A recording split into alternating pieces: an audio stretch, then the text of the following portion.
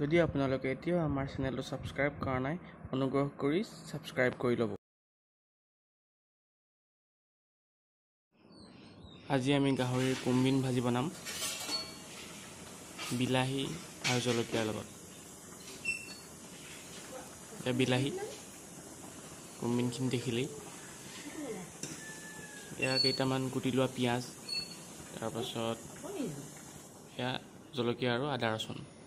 এতিয়া এটা কুকাৰত কোমবিনখিনি লৈ সামান্য পানী দিব আৰু প্ৰায় 2টা বা 3টা হুইচেল মৰালৈকে চিম পজিশ্যনত ৰাখি দিব। এতিয়া দেখিব চাওক, কোমবিনখিনি সুন্দৰকৈ বইল হৈ গৈছে। তাৰপিছত কেৰাহীত পিঁয়াজ, বিলাহী, জলকীয়া, আদা ৰচুন দি সুন্দৰকৈ ফ্ৰাই কৰি ল'ব অলপমান সময়ৰ কাৰণে।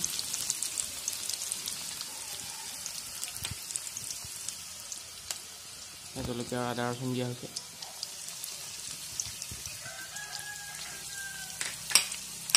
ভালদৰে লৰাই লওক।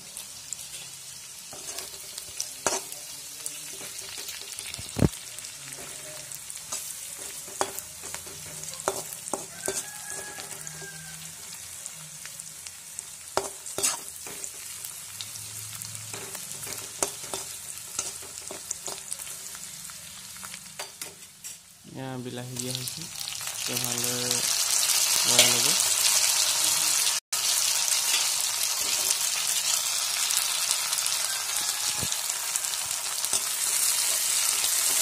বিলাহীখিনি সুন্দৰকৈ ফ্ৰাই কৰি লোৱাৰ পাছত আপুনি তাত কোমবিনখিনি দিব।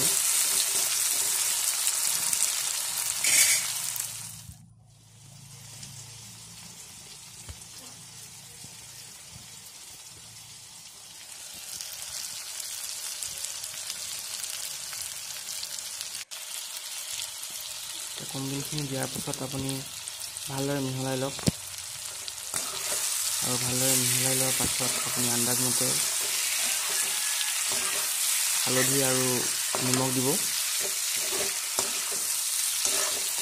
এটা মন কৰিব, আপুনি এইখিনি কৰালৈকে আপুনি গেছটো চিম পজিশ্যনতে ৰাখিব। একেবাৰে কম জুইত বনাব লাগে। এয়া হালধি দিয়া হৈছে।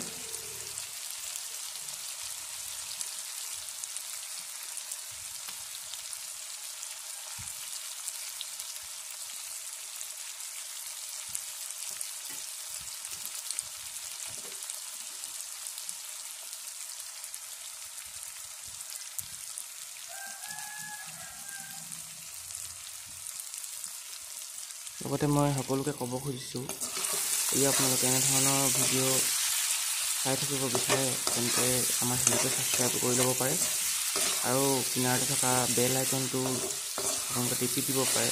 তেতিয়া আপুনি আমাৰ চেনেলৰ যিকোনো ন'টিফিকেশ্যন অতি সোনকালে লাভ কৰিব পাৰিব।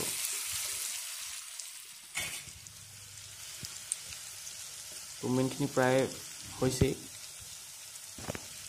ইয়াৰ আপুনি ৰংটো চাব পাৰে, কি ধুনীয়া ৰং উঠিছে।